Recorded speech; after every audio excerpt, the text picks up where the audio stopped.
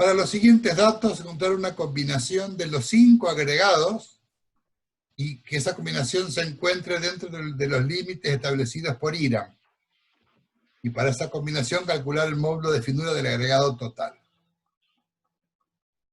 ¿Qué tendríamos que hacer? Usar algún método que nos combine los 5 y luego ver si entra dentro de los límites. Yo les prometí a ustedes un archivo que tenía incorporado esto. Ustedes entienden ya la ecuación de cómo se mezcla. La ecuación de cómo se mezcla es, se trabaja con los retenidos acumulados, no los porcientos que pasa.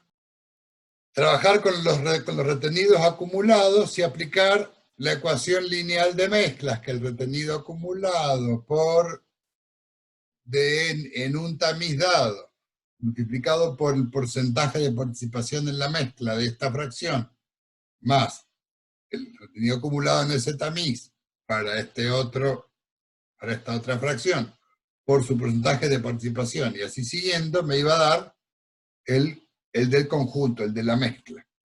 ¿Qué pasa? Eso debo verificarlo para cada uno de los tamices, con lo cual es bastante engorroso un sistema, porque es un sistema de muchas inecuaciones, con muchos límites, y la mejor forma de hacerlo es gráfico. Entonces, le vamos a presentar un programita, que es el que está en pantalla, que lo colgamos del campus, y fíjense qué es lo que dice ese programita. A ver si puedo...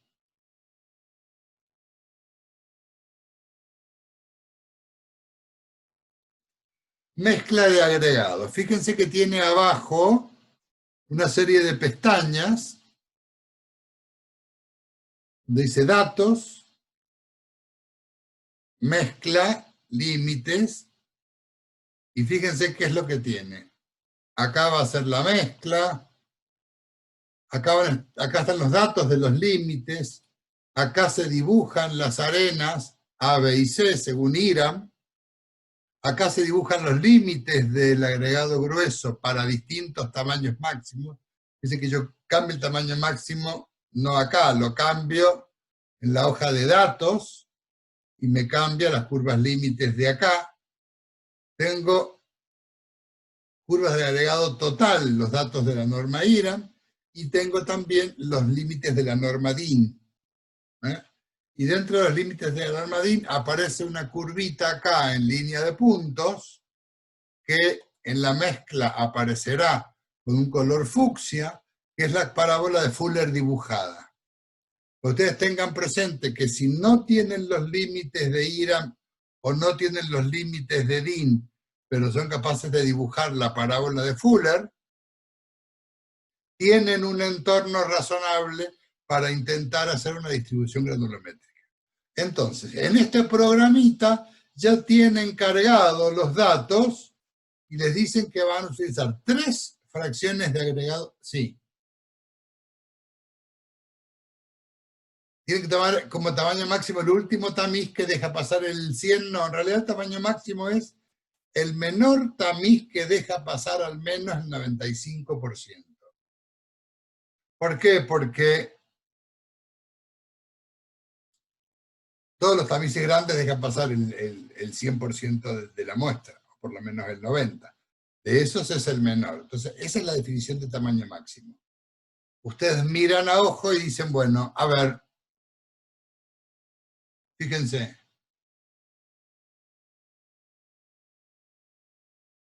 Parece ser 25, ¿no es cierto? Porque la grava 1, el 100% pasa el tamiz de 25 y solo el 88 pasa el de 19 milímetros. Entonces, probablemente el tamaño máximo de este conjunto esté entre el 25 y el 19. ¿Está claro? Ante la duda, ponemos 19 o ponemos 25, es lo mismo. Elegimos 25, fíjense que el grueso de Hiram les va a cambiar, ven cómo cambió, al 25. ¿Lo vieron? ¿Vieron cómo se movió? Y que el programa está todo hecho para que funcione solo, y ya tienen todos los datos de la norma. Entonces es muy cómodo este programa. Guárdenlo porque les va a servir después en la etapa profesional. Una tontera hacerlo, pero no tan tontera.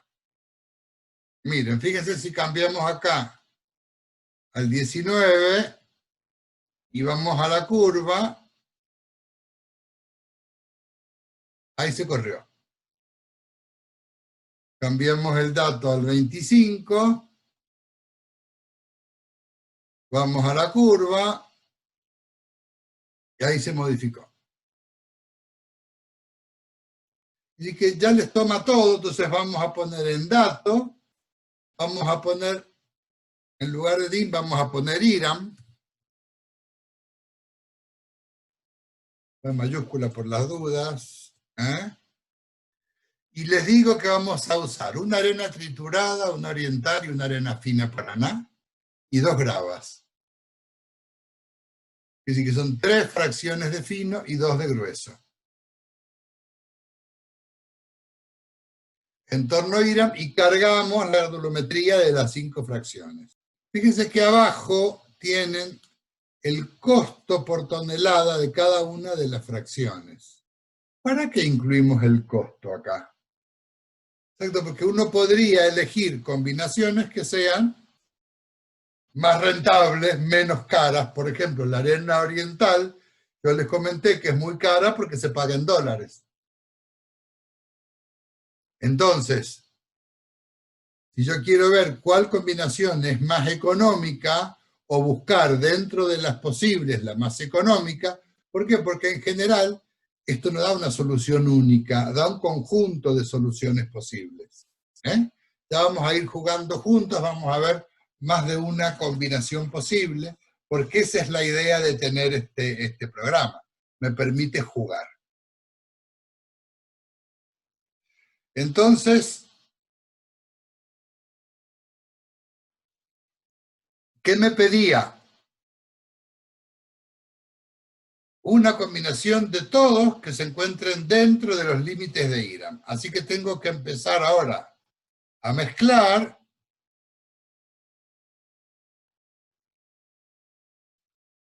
¿Y cómo mezclo?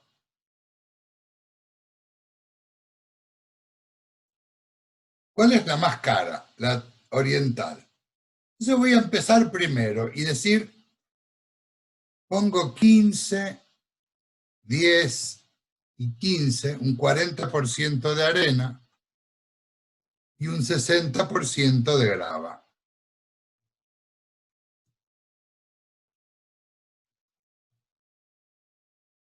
¿Y cómo me salió la curva? Así, rapidito, de una. La curva se fue.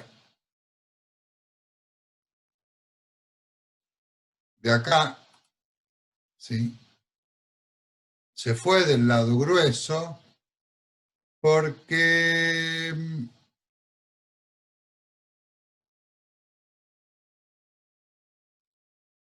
probablemente el tamaño máximo sea 19 y no 25. Ahora es más parecido, ¿verdad? Y fíjese cómo la curva está bastante adentro. ¿Qué pasa en la parte fina de Fuller? ¿Por qué la parte fina de Fuller se aparta? Porque Fuller cuenta también todos los finos de la mezcla, inclusive el cemento. Entonces, fíjese, esa mezcla por tanteos que hicimos al principio entra bastante bien dentro de los límites.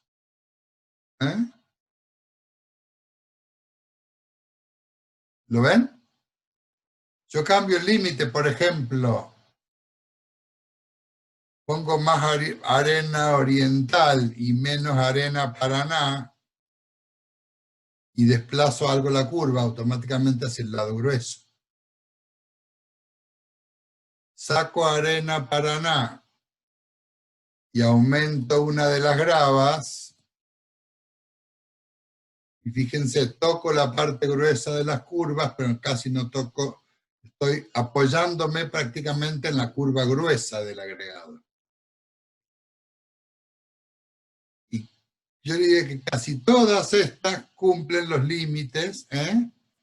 Fíjense. ¿Cumple? De 94 y 100 seguro.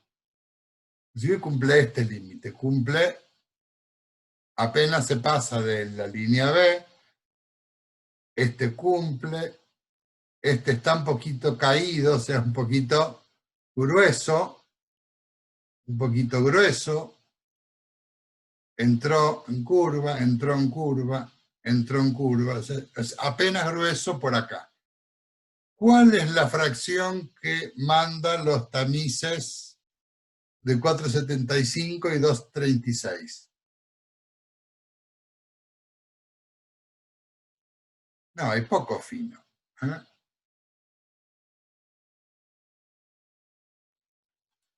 Acá tiene que ser tamaño máximo nominal 19.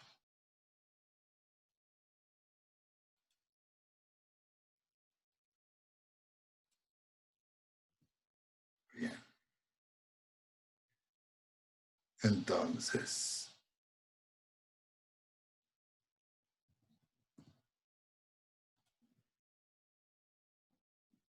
está perfecto, es 19, es correcto. Y estos dos,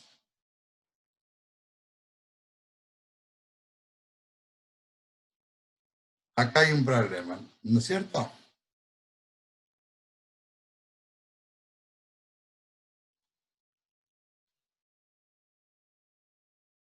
¿Cómo hago para que... Y fíjense que el mismo programa les da el módulo de finura de la mezcla. ¿Eh? ¿Cómo hago para que aumente en este rango? Voy a las Q, voy a los datos. ¿Quiénes tienen en ese rango? Tengo que trabajar con la arena de trituración probablemente, o con la grava 2. Entonces, voy a aumentar la arena de trituración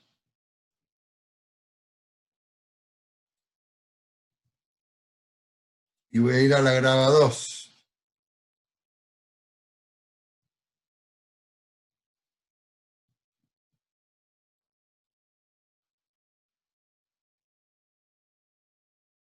No cambia nada casi. Hay que cambiar más grande. Hay que hacerlo más fino, perdón, perdón.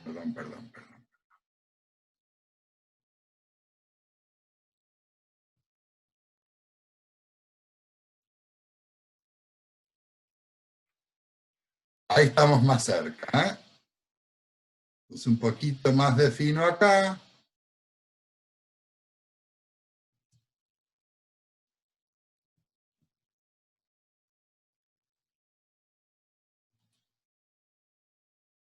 Todavía no entro en esta no cuenta. Ah.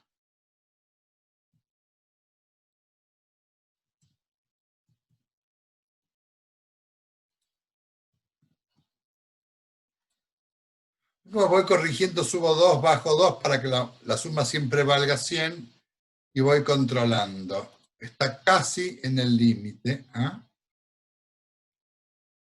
Así que bueno, ahí podríamos dejarla más o menos, que está bastante bien. En cuanto empiezo a tocar otras cosas,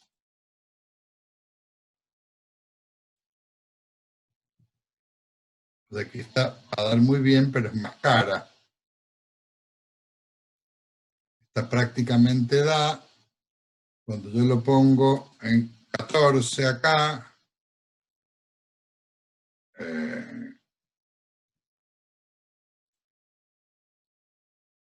miren lo que pasa ahora. Ahora cumple perfecto. ¿Sí?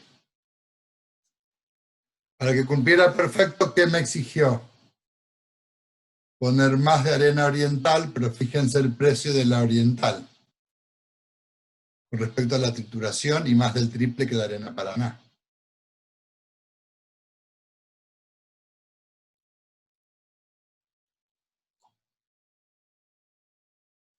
En la curva de Fuller es una curva genérica y entonces tiene metido el cemento. Si yo cuento todos los granulares que hay mezclados juntos con el agua, inicialmente el cemento también es un material granular que está disperso. Entonces, cuando yo cuento los agregados más el cemento, esta curva sube y se aproxima más a la de Fuller. Por eso tengan ustedes, no se guíen tanto por la última parte, porque siempre, fíjense que los agregados van casi al cero. ¿Por qué van casi al cero en ese tamiz? Porque en la granulometría seca, que es lo que ustedes usan para el laboratorio, solo pueden usar hasta el tamiz retenido, tamiz 0,150. No pueden tamizar en otros tamices más finos vía seca. Entonces, ahí está el límite, por eso los límites poco se les juntan ahí.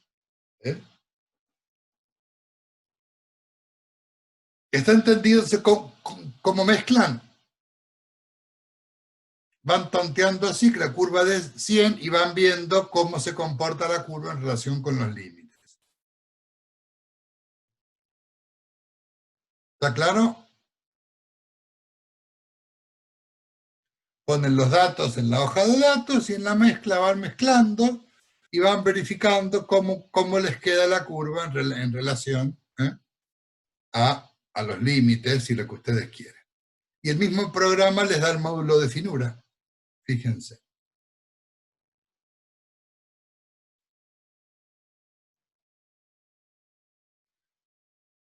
Puedo variar la fina, puedo variar la gruesa, jueguen, háganlo ustedes. La idea es que ustedes jueguen y vayan mirando.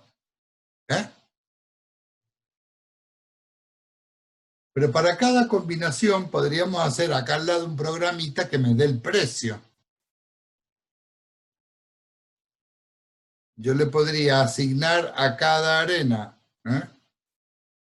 el porcentaje. El límite C es un límite más fino.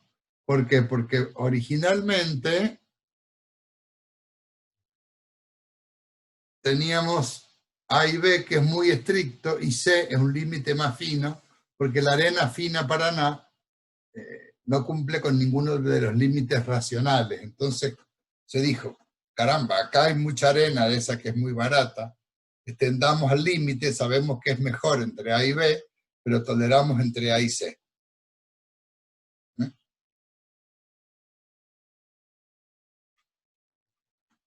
Estos dos límites que están dibujados acá en la curva son A y B, nada más. Esta es la más, fíjense que es muy estricta esta distribución. Entonces, hemos encontrado una mezcla que cumple los límites y sabemos el módulo de finura porque está calculado por el programa. ¿Cuánto va del módulo de finura? 516. Si tuviéramos que usar esta arena para cálculo de una mezcla, usaríamos este módulo de finura como dato. Calculemos el costo por tonelada de esa mezcla. ¿Cómo lo harían? Y haríamos en este mismo, el costo es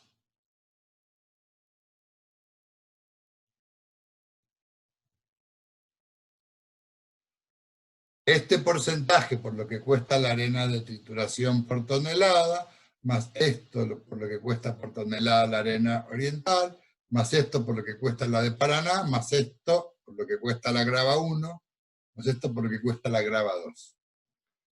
Así siguiendo, ¿sí? Perfecto. Entonces van a calcular el costo.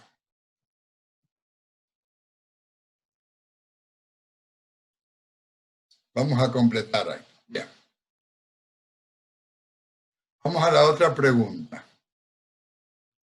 Propongan otra combinación que tenga menor costo. Así que van a buscar otra. Fíjense, Alguien me pregunta si es 19 o 25. Miremos en la mezcla el tamaño máximo. Lo que deja pasar al menos el 90%. ¿Cuál es el tamaño máximo entonces? El menor tamiz que deja pasar al menos el 90%, ¿cuál es? Miren.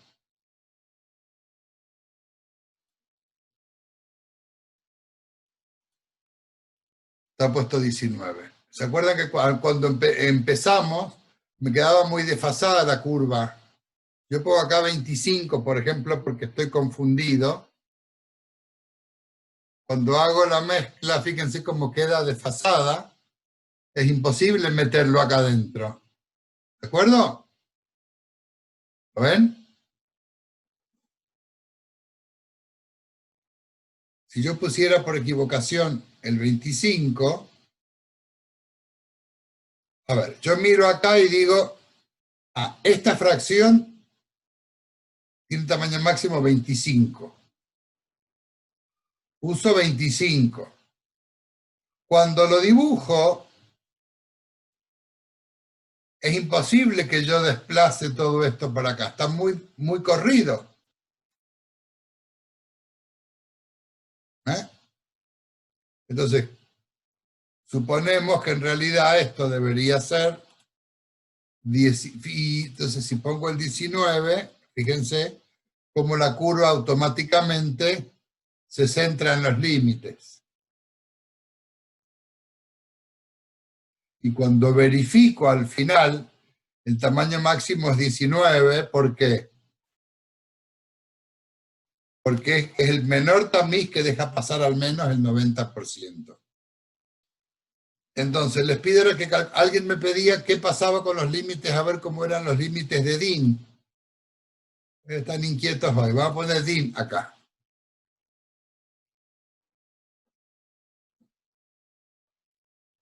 Automáticamente me dibuja los de DIN, que se parece mucho más a la curva A y C. Ven que es más amplio DIN.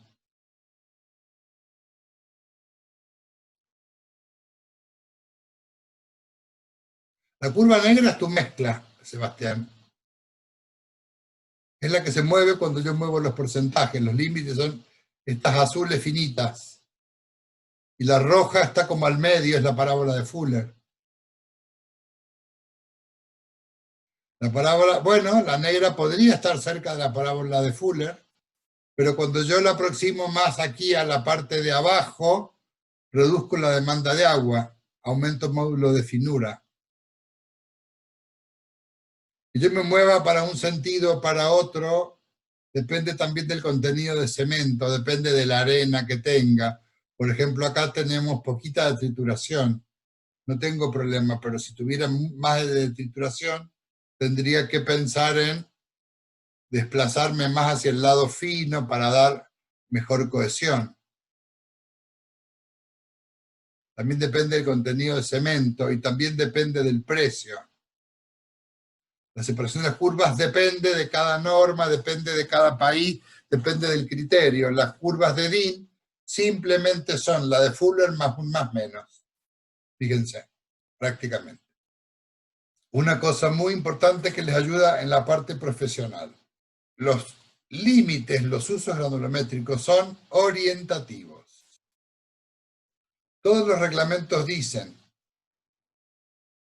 si estamos dentro de los límites, está todo bien. Si estamos fuera de los límites, debe demostrar que puede hacer un buen hormigón con ese conjunto de agregados. ¿Qué significa? Que exige un paso adicional, que yo me tengo que ir al laboratorio, preparar hormigones y ver que se comportan bien en el estado fresco, bien en estado endurecido, que cumplen las exigencias generales que va a tener el material. Que no segrega.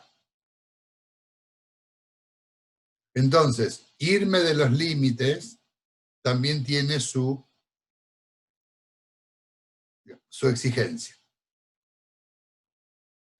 Y la otra cosa que deben saber es que la exigencia de los límites, como toda norma, tiene una especie de tolerancia.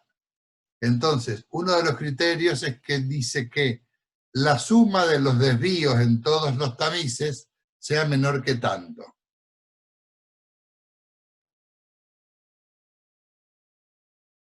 Me permite que yo sume este desvío y no hay ningún otro, o por acá hay otro chiquitito, y lo sumo, y la suma de esos desvíos, o la suma de los desvíos en todos los tamices, sea menor que un cierto valor.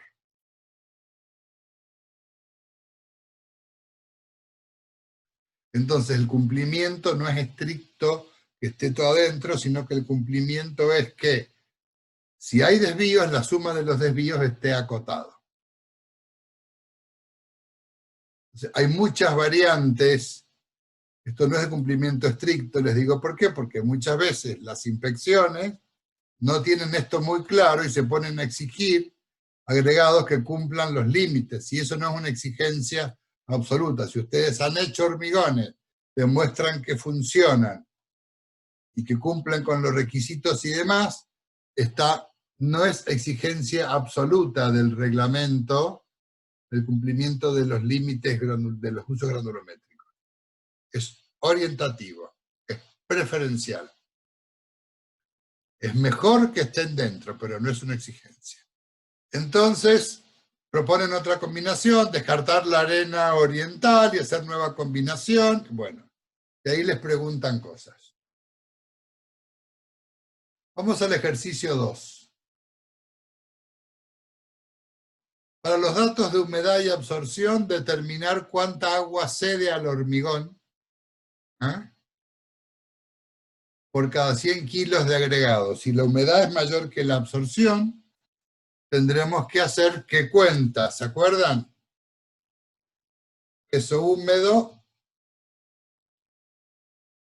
es igual a peso seco por 1 más la humedad. Y la otra, peso saturado a superficie seca, es igual a peso seco por 1 más la absorción. Con esas dos ecuaciones resuelven todo. El agua que ceden es el peso húmedo menos peso saturado a superficie seca. ¿Está claro?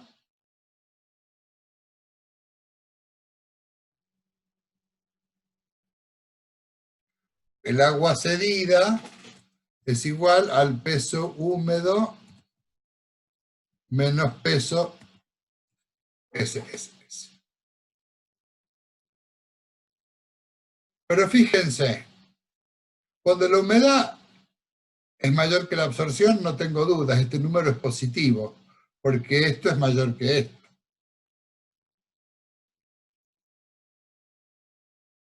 Cuando la humedad es igual que la absorción, ¿cuánto vale el agua cedida? 0, exactamente, porque estamos en la condición de saturado de superficie seca.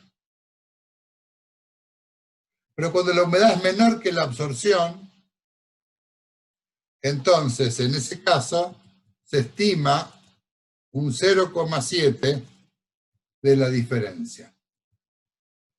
La diferencia le va a dar con signo negativo, ¿verdad? Porque el peso húmedo es menor que el peso saturado de superficie seca.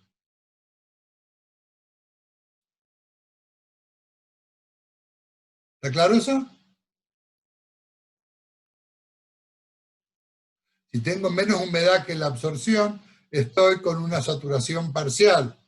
Estoy seco al aire y no saturado. Tengo menos humedad que la que corresponde a la saturación a superficie seca.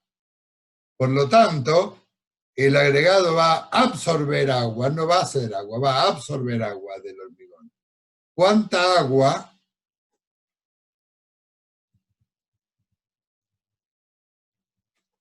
Se estima que absorbe un 0,7% de esa diferencia. ¿Está claro eso o no?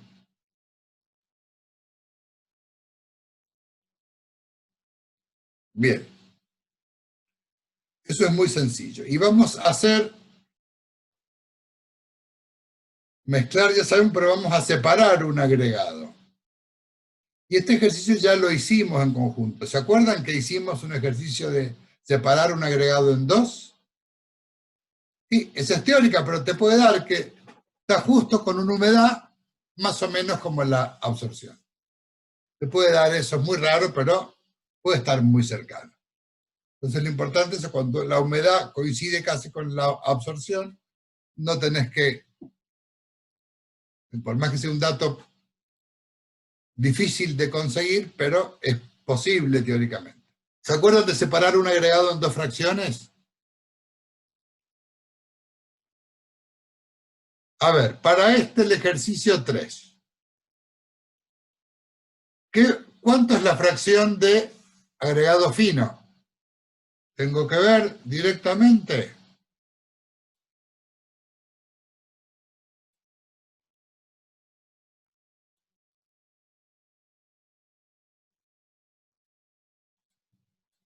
Ahí. Y entonces, cuando voy a calcular el grueso, ¿cuánto es el retenido para el grueso en este tamiz? Yo podría esta tabla hacer el retenido, que es 57. ¿Sí? Entonces, cuando yo haga el grueso, 57, ¿en qué se va a transformar? En 100. ¿Verdad? La regla de 3 la voy a hacer con 57. Y cuando haga el porciento que pasa, para el fino, ¿cuánto vale el 43? ¿A cuánto va para 100? Entonces voy a hacer la regla. 43 es a 100, como 35 es a X. ¿De acuerdo?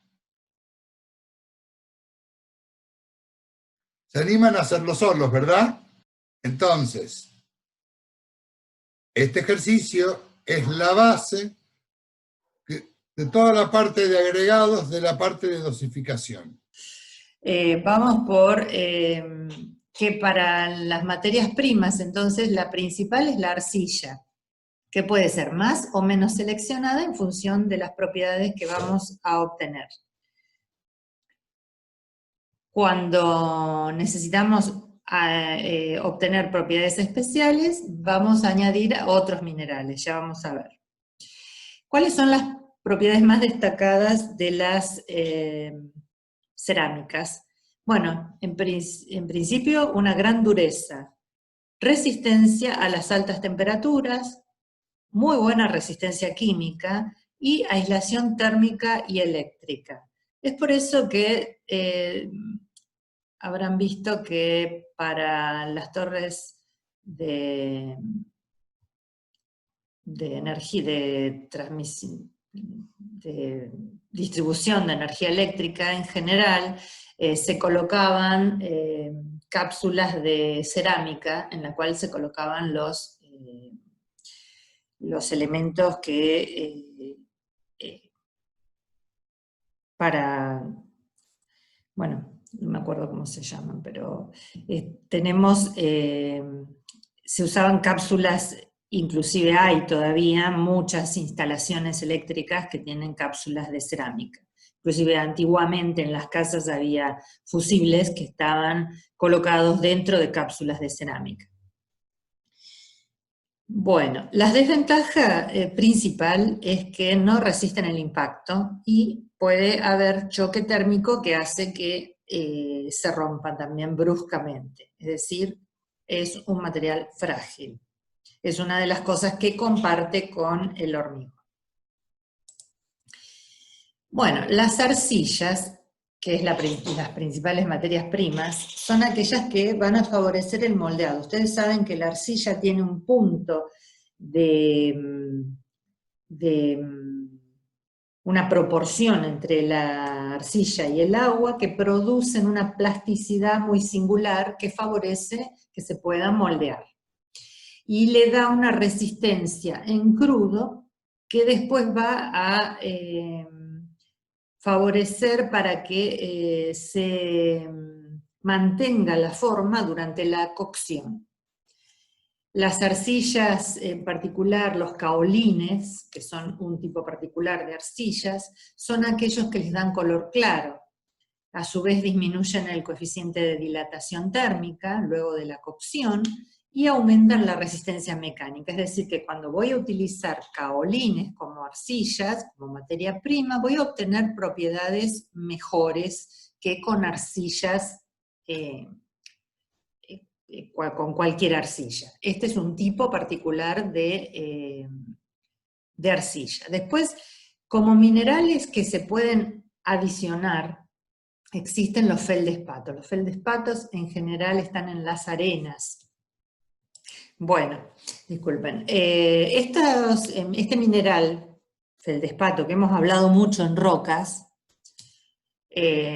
actúan como fundentes, es decir, que ayudan a bajar el punto de fusión en el horno para la combinación de los elementos químicos que componen las arcillas, que son sílico-aluminatos, que pueden tener hierro, como ustedes saben, con estos feldespatos.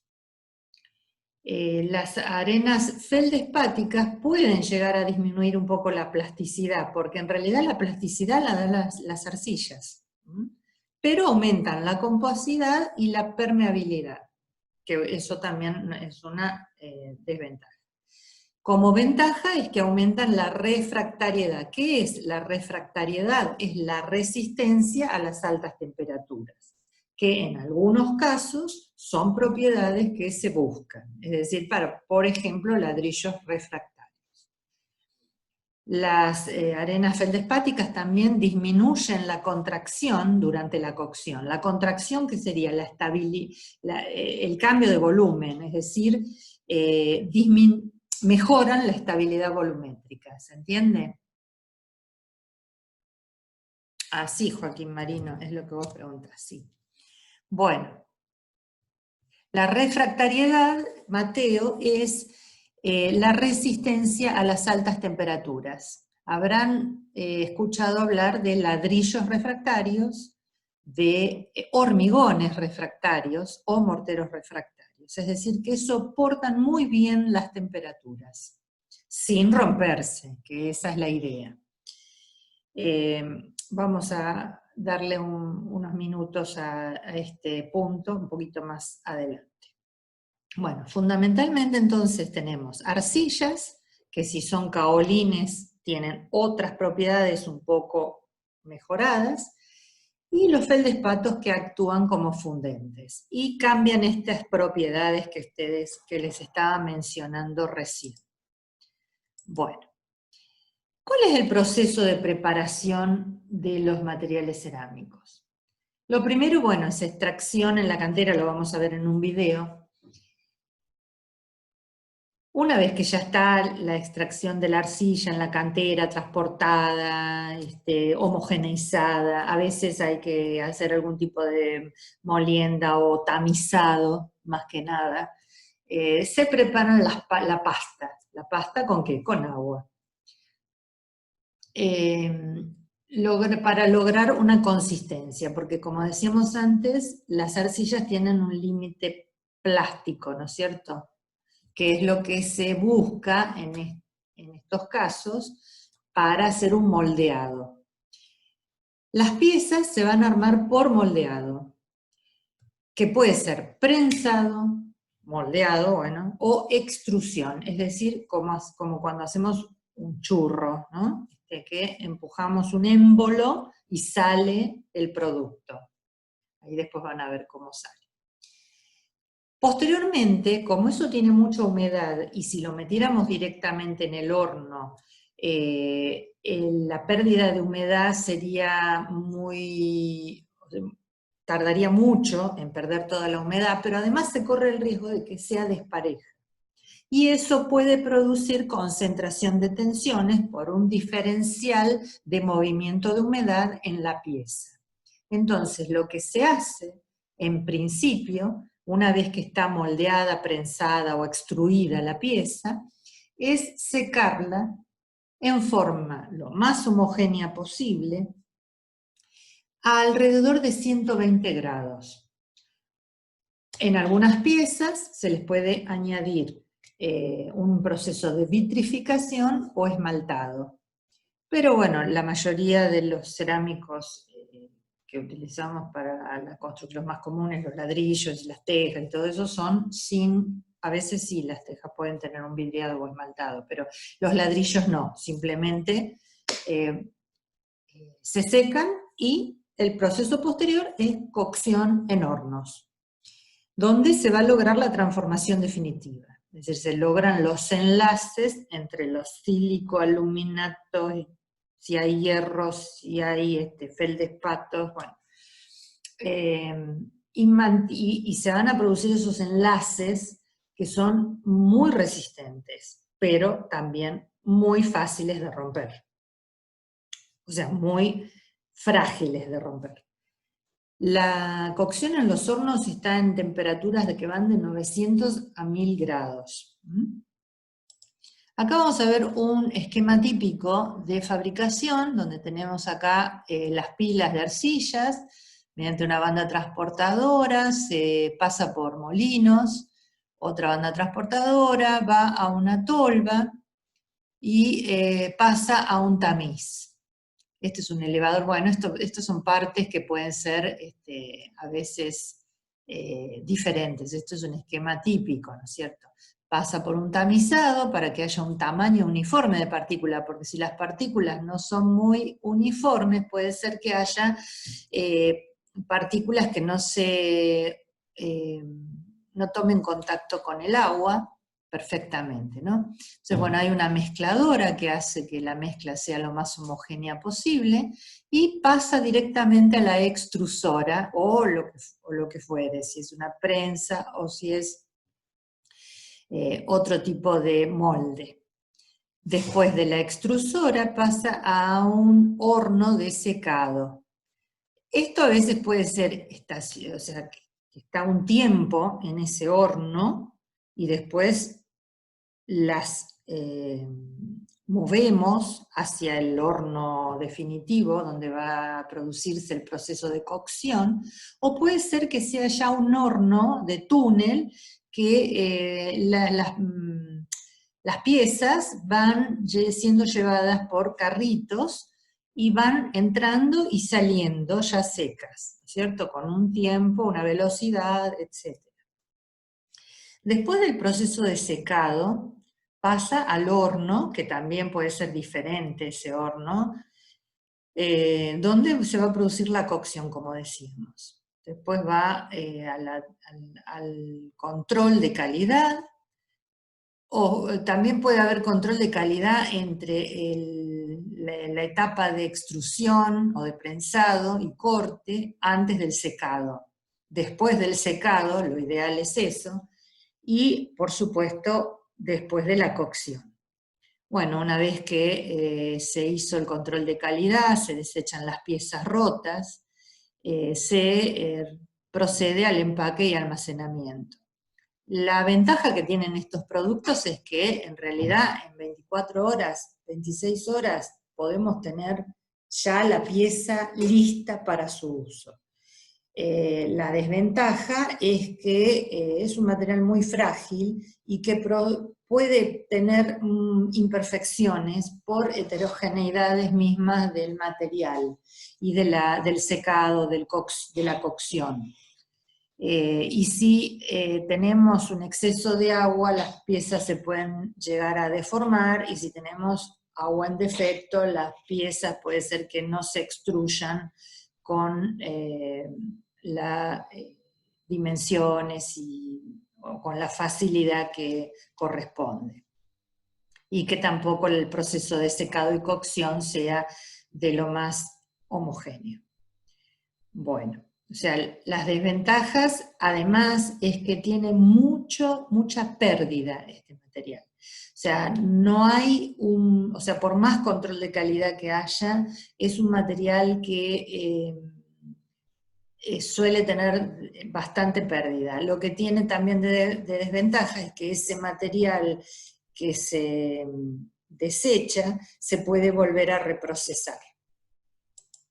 Bueno, como productos cerámicos, materiales cerámicos, están los que son producto de la arcilla directamente, como ladrillos, porcelanas, tejas, vidrios, y en cuanto a cerámicos de uso ingenieril, tenemos ladrillos y otras piezas refractarias que presentan mucha durabilidad ante los ácidos y altas temperaturas, como dijimos. Los cementos, abrasivos cerámicos y vitrocerámicos. Bueno. Acá podemos ver un análisis comparativo entre cerámicos y metales. En cuanto a resistencia a compresión, tanto de los metales como de los cerámicos, es bastante buena. En cambio, el alargamiento de rotura en los metales es alto, mientras que en los cerámicos es casi nulo. La resistencia a la tracción en metales, ustedes ya lo saben que es buena, y en los cerámicos es mala. La sensibilidad de efectos superficiales en los metales es baja, mientras que en los cerámicos, como les decía, que tienen muchas imperfecciones, es alta. La tenacidad en los metales es alta y en los cerámicos es baja. Bueno, por eso de que no puede deformarse. La dureza es muy alta en los cerámicos, mientras que en los metales no es tan alta. La estructura en los metales, ustedes también ya lo saben, que es cristalina, mientras que en los cerámicos no es cristalina. La transmisión de calor y electricidad, bueno, también lo saben que en metales es bueno y en los cerámicos es aislante, justamente, por lo tanto no hay transmisión de calor y electricidad. La dilatación, tanto de los metales como de los cerámicos, es equivalente.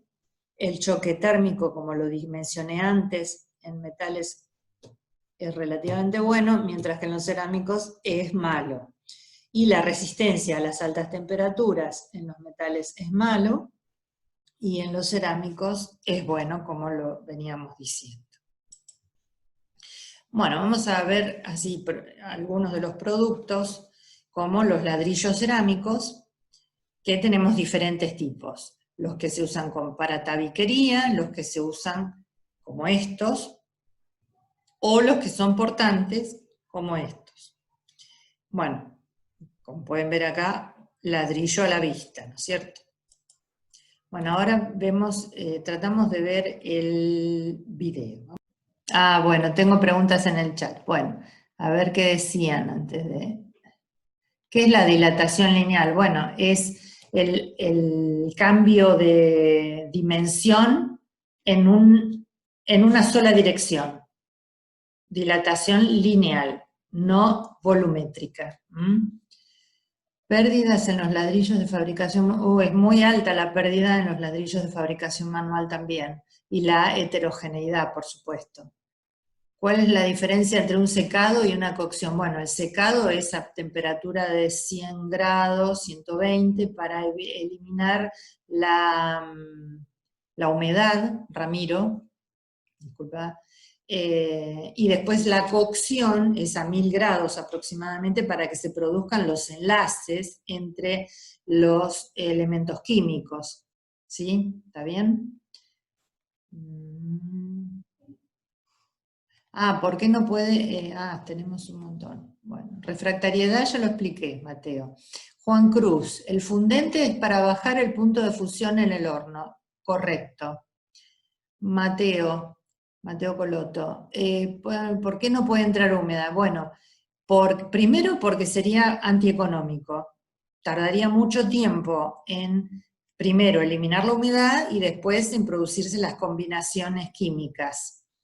Pero fundamentalmente es que sería peligroso también porque se produciría en forma heterogénea y se pueden producir roturas por diferencial, porque cuando la humedad se empieza a perder se producen diferenciales de humedad en la pieza.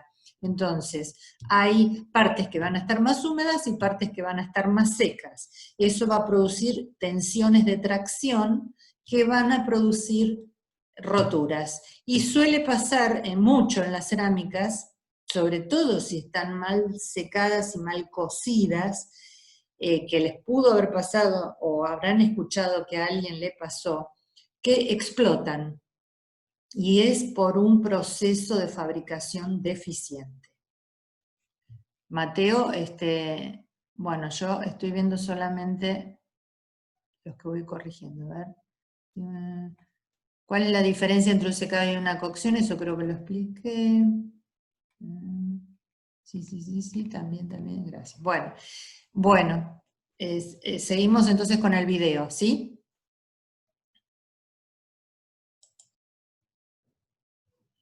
Yo lo voy a adelantar capaz en algunas partes porque me parece que no es relevante, pero vamos a tratar de ver. La teoría tradicional dicta que para obtener un buen producto, la materia prima, en este caso la arcilla, debe ser estacionada durante mucho tiempo.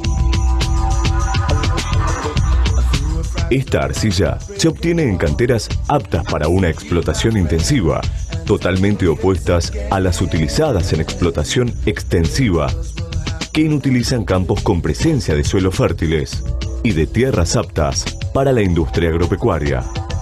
Estas canteras de explotación intensiva se encuentran en campos de baja cota, nulos para la producción agropecuaria y próximos a ríos de fuerte acción aluvional.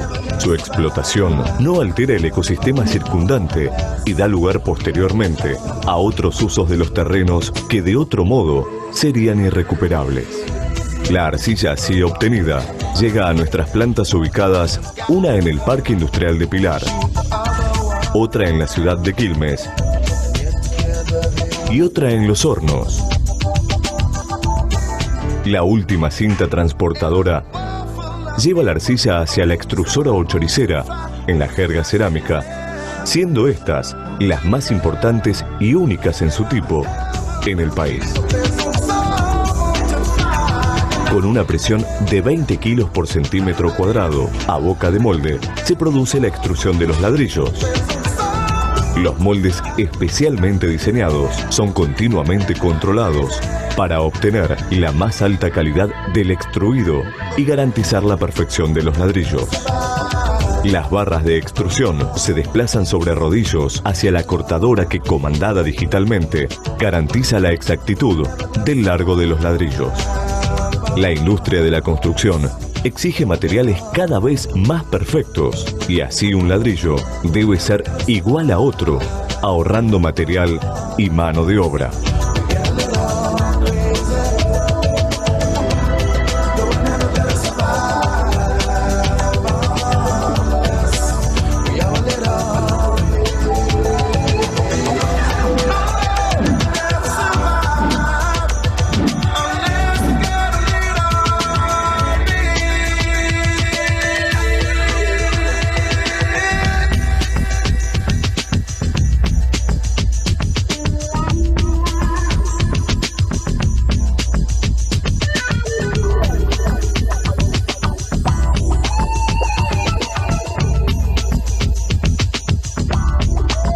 El ladrillo crudo, mediante distintos automatismos, es cargado para su secado en estanterías, siendo este un proceso continuo de reposición de las mismas.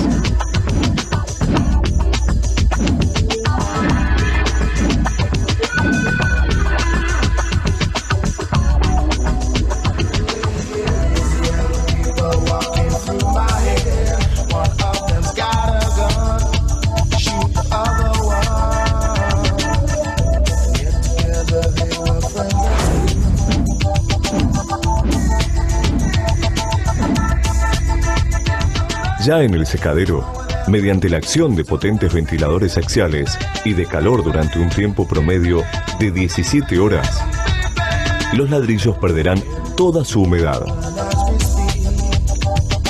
Ya secos, los ladrillos son sometidos a un nuevo control de calidad antes de ser cargados a las vagonetas de cocción del horno.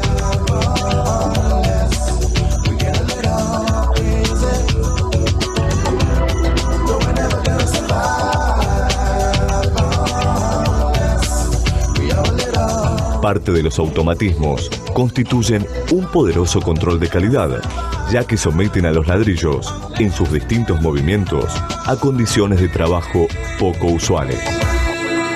Completada la carga de las vagonetas, son introducidas al horno. El horno túnel, de más de 170 metros de largo, único en su tipo, que equipa nuestras plantas, consume por día el gas equivalente a 1000 viviendas. Durante 14 horas, la arcilla será sometida a temperaturas progresivas hasta alcanzar el punto de cocción alrededor de 900 grados. Todo este proceso desde el comienzo ha sido monitoreado por una central totalmente computarizada, verdadero corazón de las fábricas, donde se han establecido, por medio de programas especialmente desarrollados, para cada tipo de ladrillo, las condiciones óptimas de fabricación.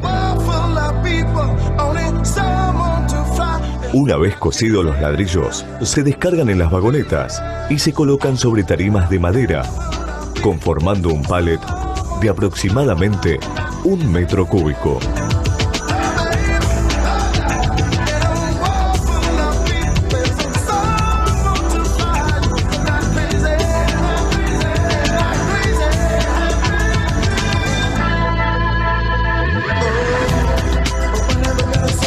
El film stretch asegura un estibaje correcto y la cinta identifica claramente nuestros productos.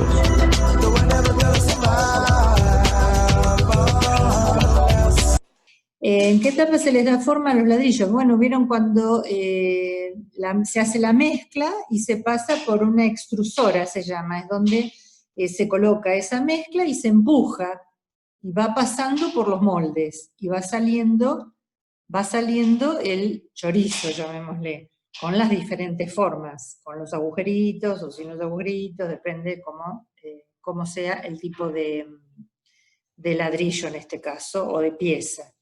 Ya van a ver que en realidad el proceso es el mismo, nada más que cambian las formas.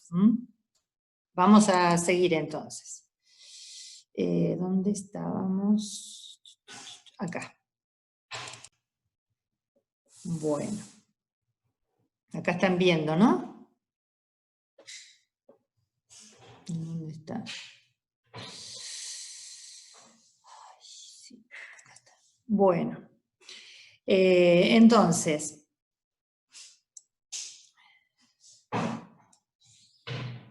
como vieron que había como un mezclado de las partículas con el agua que van pasando por esa extrusora. O sea,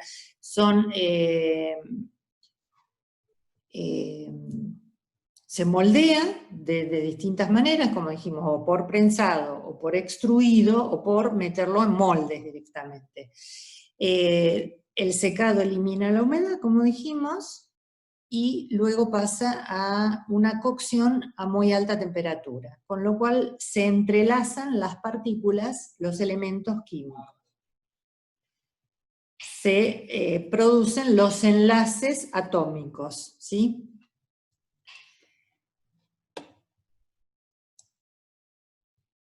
Bueno, como dijimos entonces, las etapas básicas son la preparación del material, el moldeado o fundido o extruido, el tratamiento térmico por secado y el horneado por calentamiento a temperaturas elevadas, hasta 1000 grados. Bueno, ahora podemos decir que hay diferentes tipos de ladrillos, según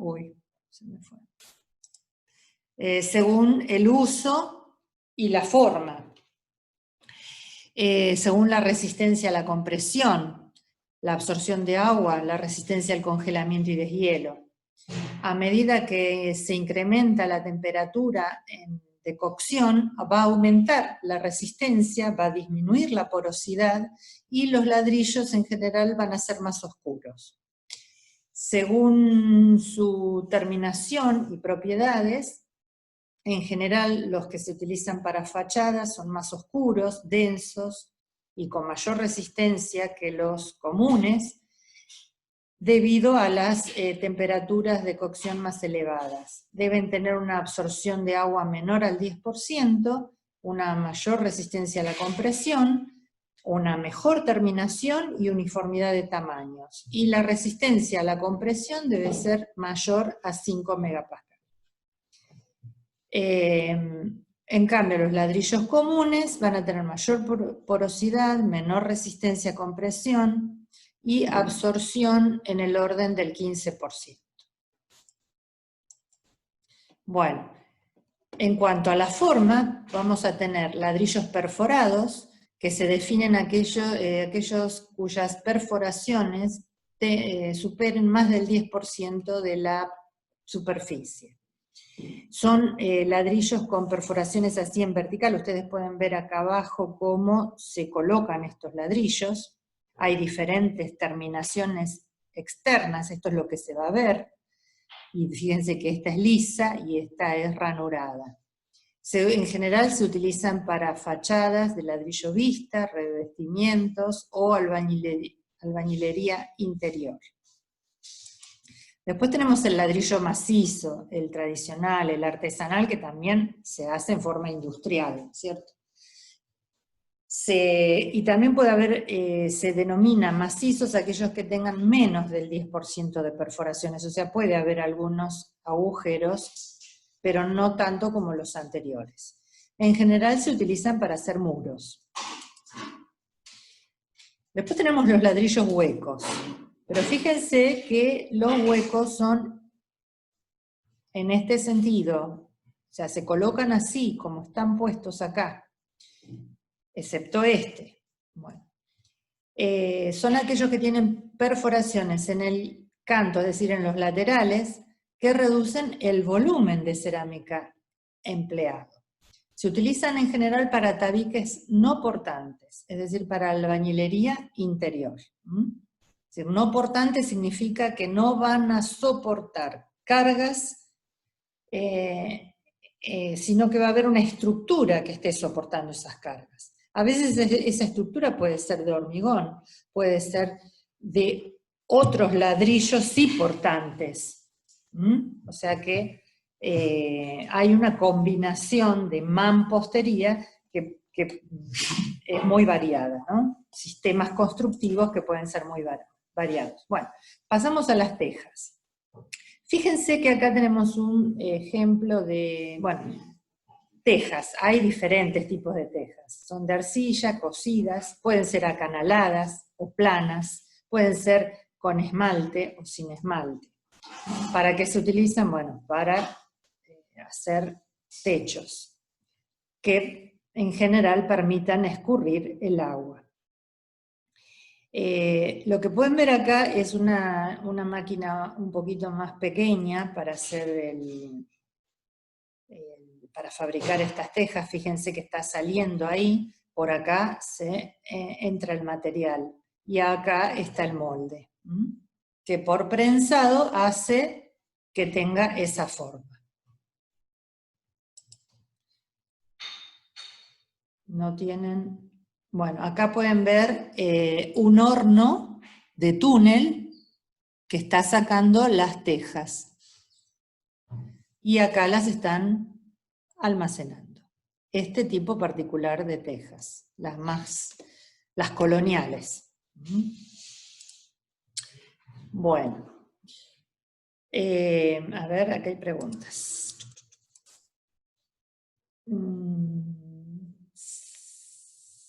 ¿Los de la derecha son portantes? No, había uno solo que era portante, que era el vertical. Sí, española, sí, o coloniales, sí, está bien. A ver, ahí está. Si quieren volvemos atrás. Admitir.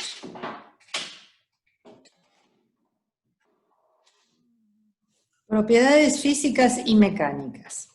En general, a los ladrillos se les va a medir las dimensiones. Se debe verificar, perdón, estos no son ladrillos, estos son las tejas. A las tejas se le va a medir tolerancias de dimensiones.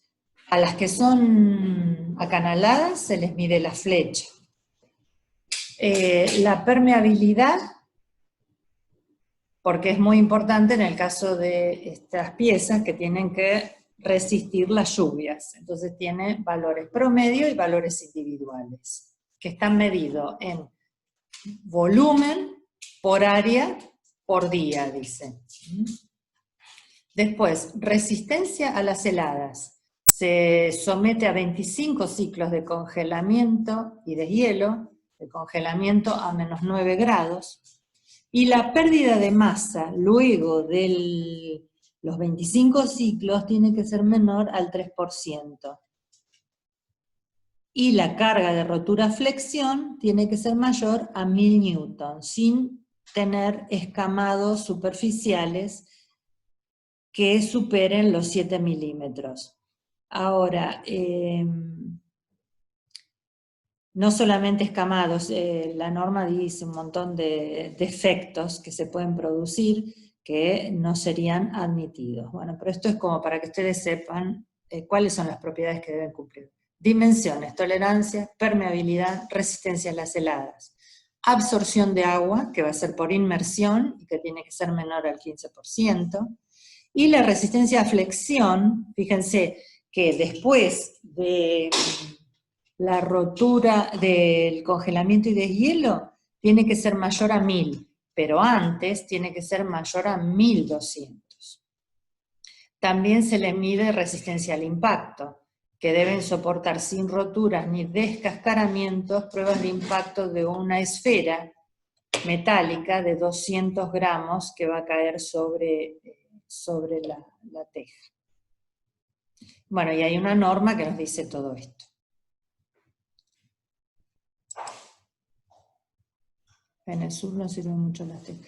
Sin embargo, Ramiro, hay tejas en el sur, sí. ¿Por qué decís que no sirven mucho las tejas? Ah, por el tema del congelamiento y deshielo. Depende, puede ser que cumplan. O sea, si cumplen, no hay problema. Tal vez no sea la solución más económica, pero bueno, hay diferentes opciones. Bueno. Porque también hay que ver en qué zona del sur, porque fíjense que no en todo nosotros no tenemos zonas de congelamientos y deshielos tan frecuentes como los países del norte de Europa o de Estados Unidos o Canadá. Tenemos condiciones climáticas no tan adversas en ese sentido.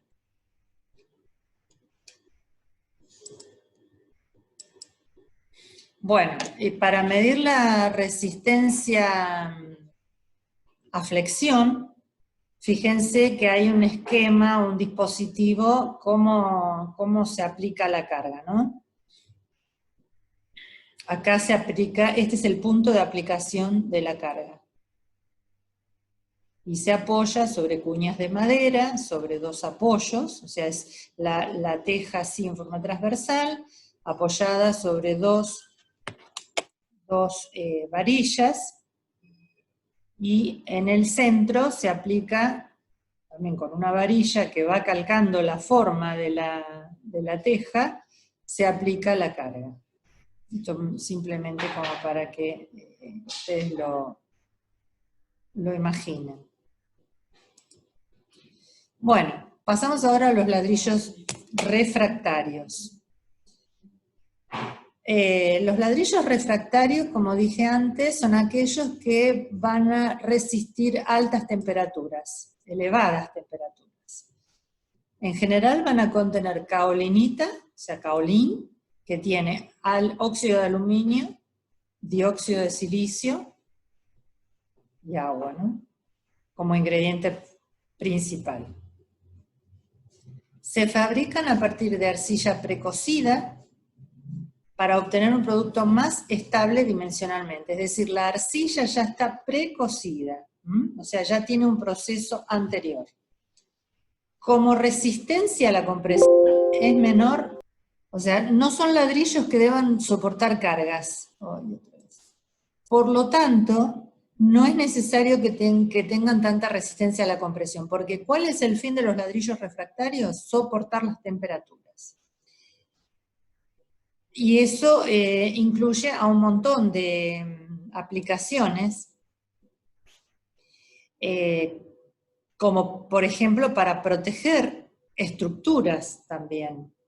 ¿Cuál es la temperatura de ablandamiento de este tipo de ladrillos? Es aproximadamente 1600 grados y pueden ser ácidos, básicos o neutros, bueno, dependiendo de su composición. Lo que quería mostrar es algunos de los usos. Bueno, ustedes se imaginan, los hornos, por ejemplo, los hornos de barro, los hornos para hacer pizza, en aplicaciones así como muy corrientes, ¿no? Pero hablemos de hornos para hacer cerámica, por ejemplo, o hornos para hacer yeso. Fíjense que esto es un sector de cilindro que va a conformar un horno para yeso, y esta parte interior es de ladrillos refractarios.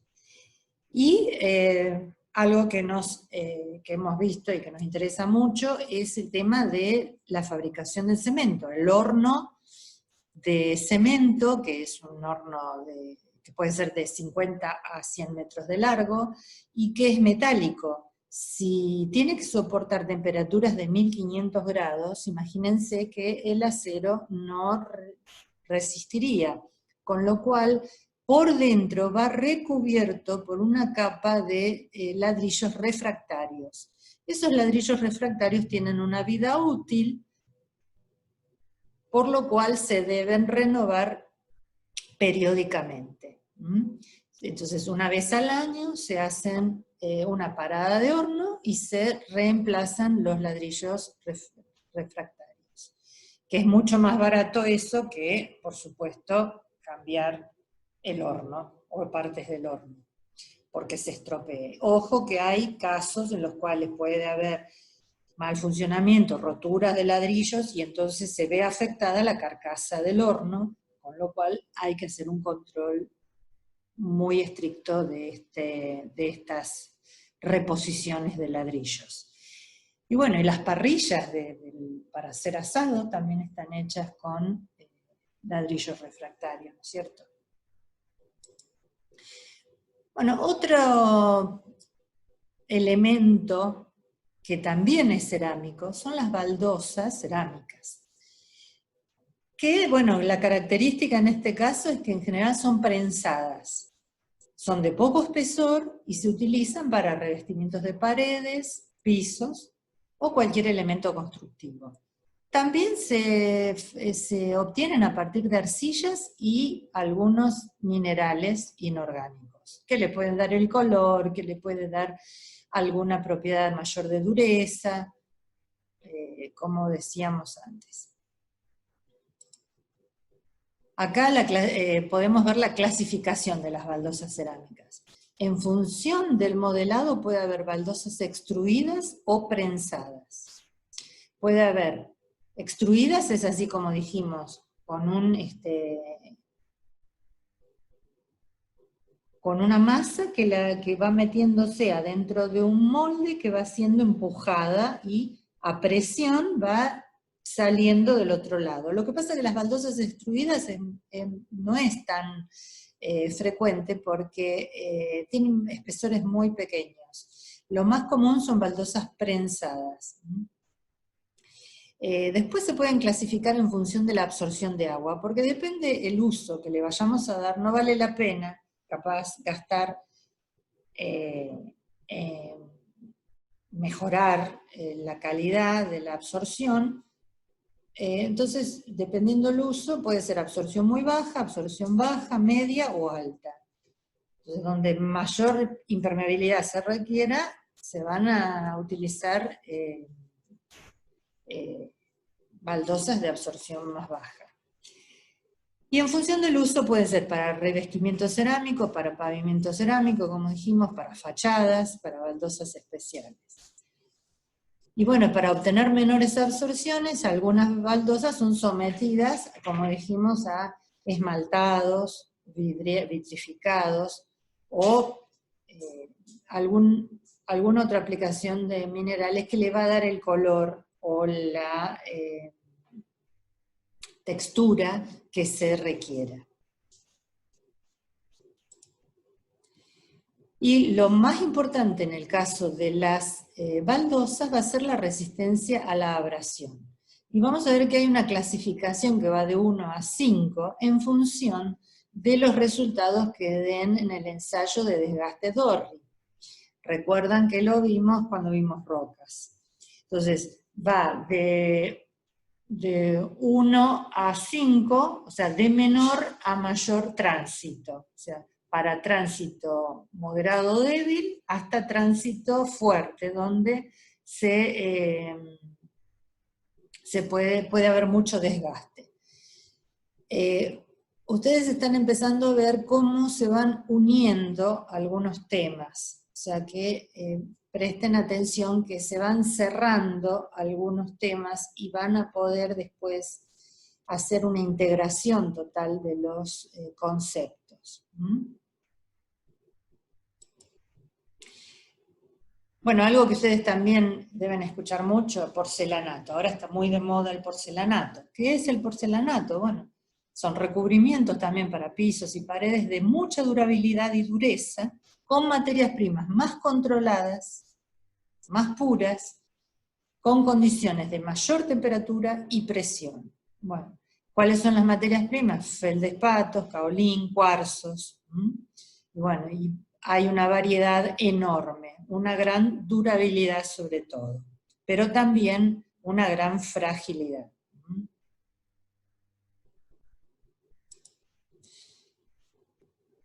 Y la porcelana que dijimos que bueno, en China se inicia, digamos, su fabricación, y sobre todo para hacer objetos, utensilios. A medida que va progresando la civilización, se empiezan a aplicar en muchas otras, en otras aplicaciones. ¿De dónde proviene la porcelana? Acá de la arcilla que se denomina kaolín, blanca, muy seleccionada. ¿Cuáles son las propiedades? Que es muy transparente, translúcida, compacta, tiene sonido metálico cuando se le hace, se la golpea mediante percusión, tiene gran dureza, no se raya con el acero y es muy resistente a los ácidos. En general son espesores muy pequeños, de 2 a 3 milímetros, y no solamente para objetos decorativos, hay que ver que es muy importante para elementos de laboratorio, para hacer análisis químicos. ¿Por qué? Porque justamente no son atacados por los productos químicos, para la industria química. Acá ustedes pueden ver cápsulas de cerámica, mortero de cerámica, embudo de cerámica, diferentes accesorios para hacer los tratamientos de las muestras para ser analizadas, que de otra manera serían atacados con otros materiales. Y bueno, fíjense que las temperaturas de horneado son muy superiores, de 1000 a 1800 grados, y tienen un proceso más, porque una vez que se produjo la cocción, se esmaltan y se vuelven a hornear. Ese es el proceso que se agrega. Bueno, y ahora vamos a ver un poquito la situación normativa. La situación normativa es que tenemos un reglamento argentino de estructuras de mampostería, que es el CIRSOC 501, y que incluye todas las normas IRAM en relación a la calidad de los cerámicos empleados, así como también incluye normas de bloques de otros materiales, como hormigón. A ver, el esmaltado es para impermeabilizar, sí, es para impermeabilizar y para decorar también. depende el uso, porque no solamente es impermeabilizar, sino también que sea más limpio, o sea, todo lo que tenga esmaltado va a ser mucho más durable en ese sentido, no va a absorber sustancias y va a soportar más las acciones de cualquier sustancia en contacto con el material. Bueno, entonces hay varias normas que tratan de ladrillos y bloques cerámicos para la construcción. Una es la que da las definiciones, otra es la que da la determinación de las características geométricas, otra da cómo determinar la densidad y la absorción, otra da la de la resistencia a la compresión.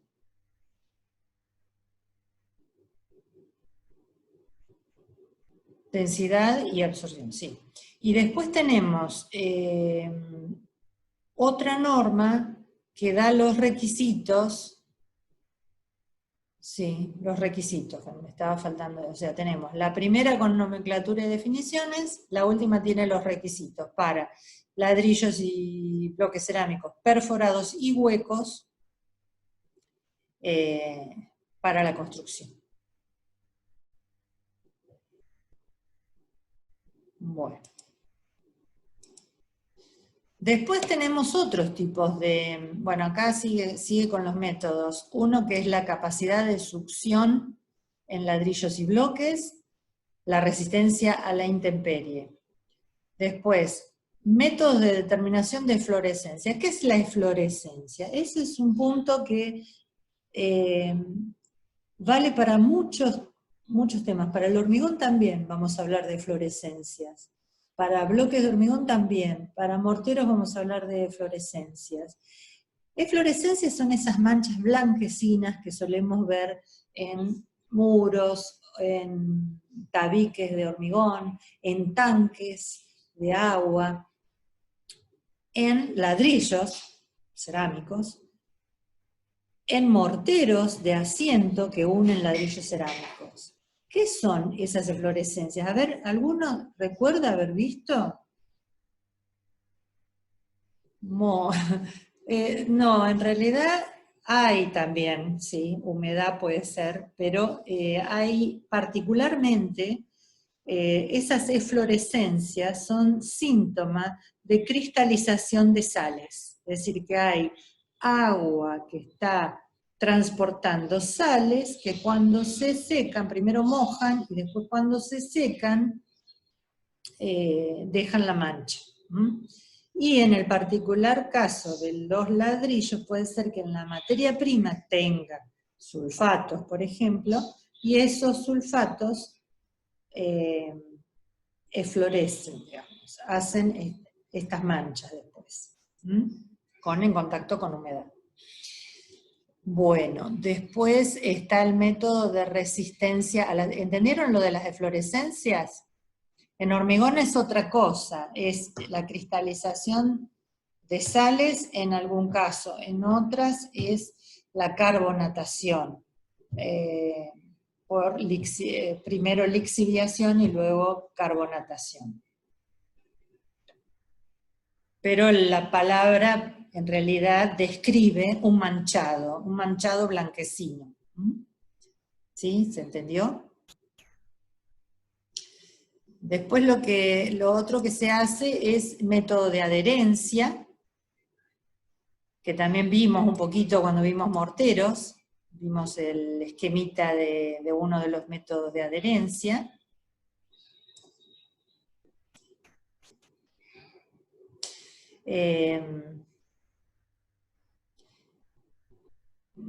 Hay otros ladrillos que son también utilizados, se denominan ladrillos y bloques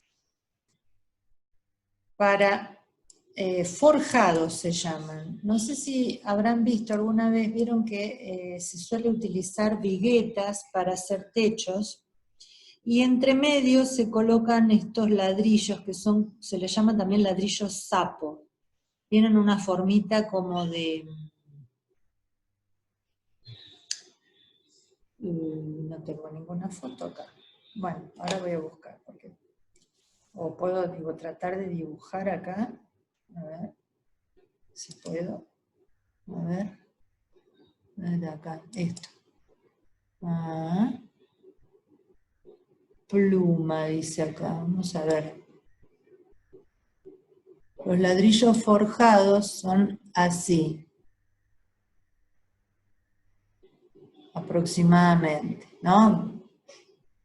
No son regulares su forma, ¿no? Y tienen los huecos. Acá, huecos.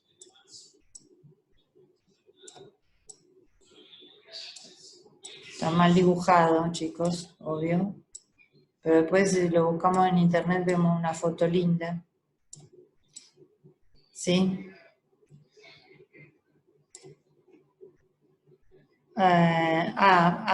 Joaquín, a mí se me puso inestable internet hace un ratito, así que por ahí se te entrecorta por eso. Ahora también. ¿Recuperaron? Sí, de rato, sí, es de rato, sí. Sí, me dice que mi conexión es inestable. Bueno, este es entonces más o menos la forma de los ladrillos forjados, y entonces acá va la vigueta. Esto va apoyado sobre la vigueta. Acá. Perdón. Acá va la vigueta. Ahí y acá. Y acá va otro ladrillo similar, ¿no? Igual. Y acá va otro ladrillo. ¿Se entiende? Bueno, después buscamos un dibujo para que se vea mejor. A ver.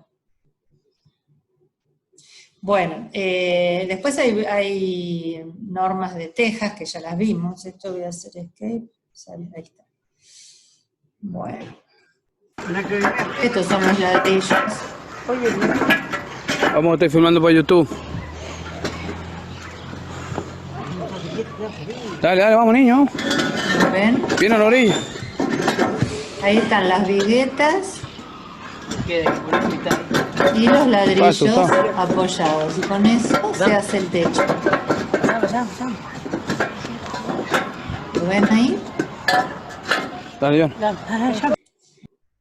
Sí, bueno, ladrillos portantes. Se usan así, Mauro, se utilizan ladrillos portantes acá en la Argentina. Les diría que es uno de los elementos de construcción más generalizados, por ser más baratos. Sí, Joaquín, es como la losa de o sea, debajo va el tergopor, arriba, sí, es eso. Sí, bueno, estábamos con el tema de los ladrillos portantes, sí, se utilizan bastante. A pesar de que no es el mejor método constructivo, aparentemente es el más barato, pero el de menor calidad. Ustedes van a ver cualquier construcción realizada acá, por lo menos en la zona de Buenos Aires, todos están hechos con ladrillo hueco cerámico, y que la verdad cada vez de espesores más finos, que no cumplen con la ley de eficiencia térmica, aunque bueno, están haciendo algunas innovaciones para que empiecen a cumplir con la ley de eficiencia energética, que tiene más de 10 años y que todavía no está totalmente implementada, o no se hace implementar totalmente. La ley de eficiencia energética indica que tiene que haber un valor K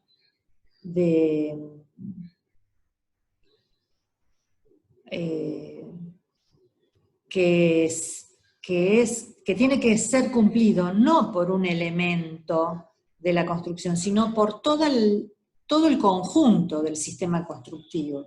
O sea, de toda la vivienda tiene que cumplir ese vivienda o construcción de que se trate, tiene que cumplir con ese reglamento. con esa ley.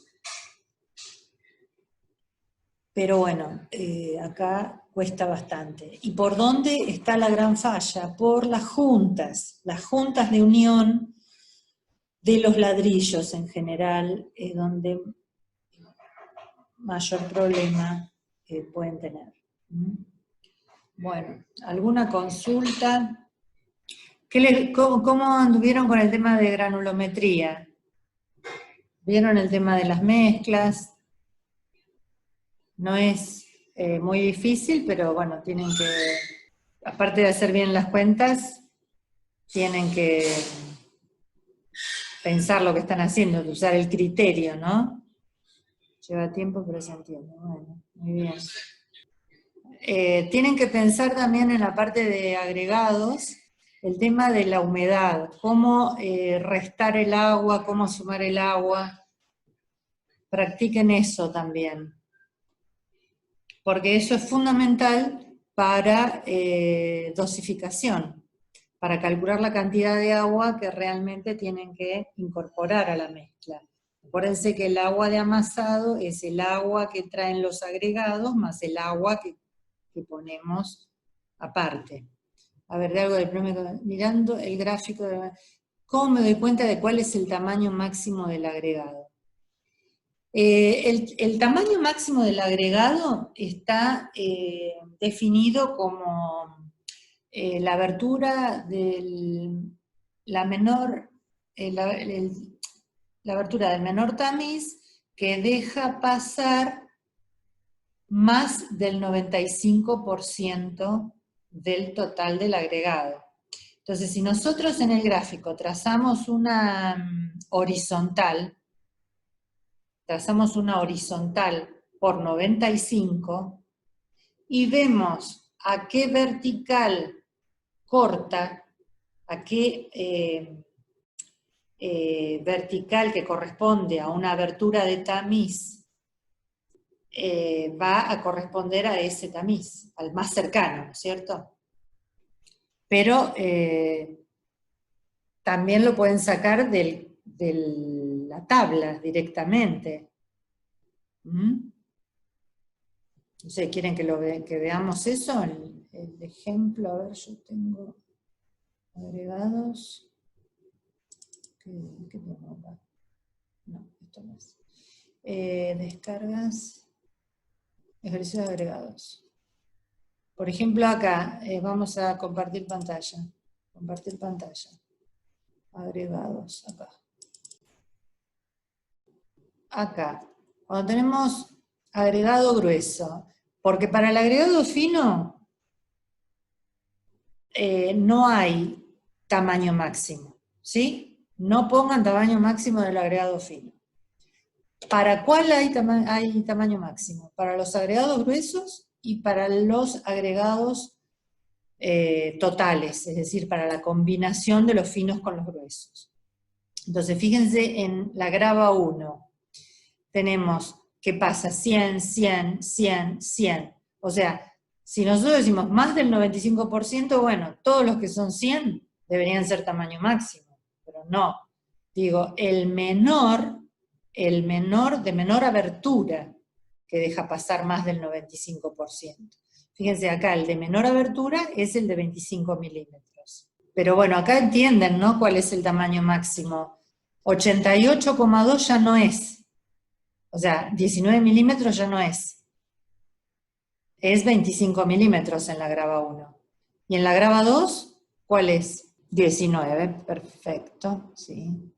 Fíjense que acá no hay valores raros, o sea, no hay valores confusos, o es más o es menos, pero por ahí tienen 94, 96, entonces están ahí y bueno, les puede causar duda. Bueno, buenas noches a todos entonces.